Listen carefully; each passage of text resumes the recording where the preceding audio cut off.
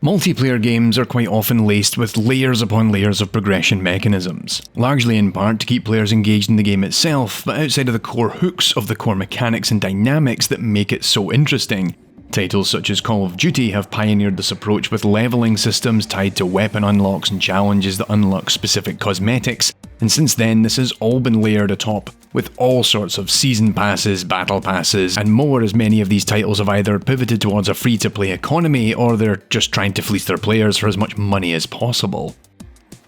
And it's these reward mechanisms that have been on my mind a lot recently as I found myself revisiting Fortnite.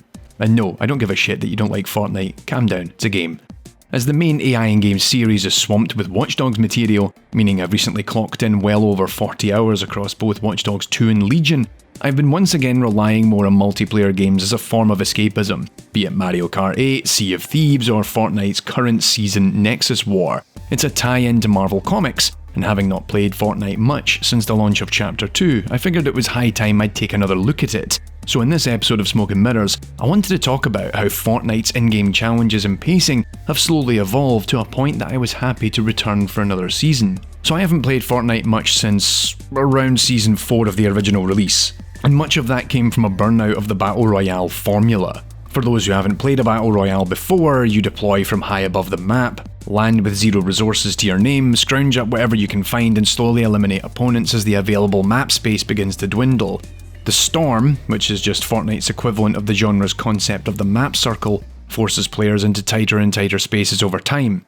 Now, one of the reasons I personally fell off Battle Royale games is the delayed reward mechanisms, a topic I once discussed over in the Design Dive episode on Dark Souls. Delayed reward propagation is all about how a game doesn't reward you all that often, but when it does, those rewards feel substantial.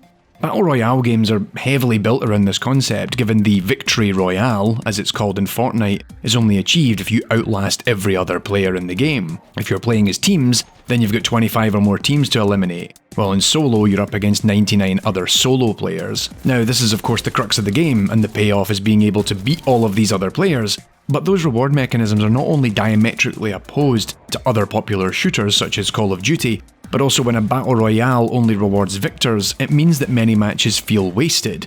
Outside of whatever experience you gained, and I don't mean XP, I mean actual experience of playing the game and learning from it, the match is a write-off. In fact, this is the reason I gave Fortnite a shot to begin with, because pacing-wise it felt much faster than its immediate competitor at that time, PlayerUnknown's Battlegrounds, a game that I played quite heavily for a few months at release. Shout out to James Tatum who bought me a key given I wasn't interested in spending £20 on an early access game. Battlegrounds was, at that time, much slower paced, and it meant you could easily spend 30 or more minutes in a match that ultimately turns up nothing. And yes, the real reward is being the victor, and of course for much of the audience that's what it's all about. But personally I don't care about that all that much. Yes, I can win a match, and that's great, but I can win a match having played terribly, but also lose a match having played very well. I'm more interested in how well I perform, given that's the one element I can really focus on. It's one of the reasons I really like team-based shooters such as Battlefield and even Rainbow Six Siege, because I can have a good game and feel like I gain value from it, even completing challenges that reward my performance, even when my team ultimately loses. And yeah, I am PTFOing, but sometimes you're just going to find yourself in a bad team. There's nothing you can do about it, so you just make the best with what you got. And for me, this was the crux of the issue with Battle Royales early on. The time between any real actual reward for your performance felt far too long.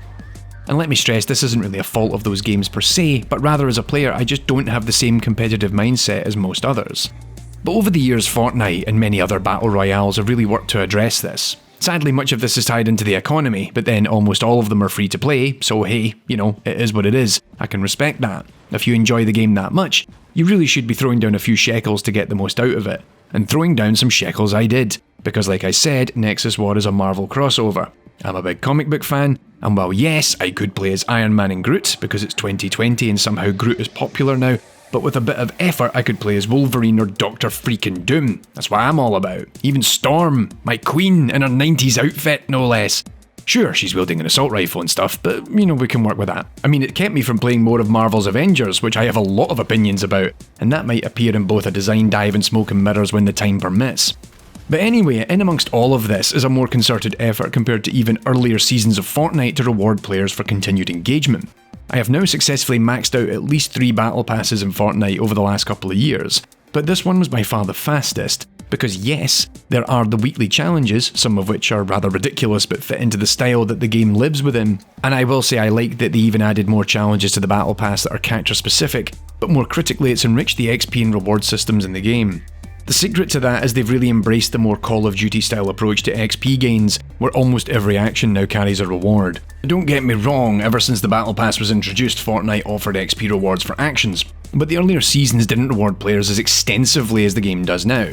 Survive a wave of the storm, here's some XP, eliminate a player, some XP, but even relatively simple tasks like opening chests or ammo boxes also have some decent XP gains.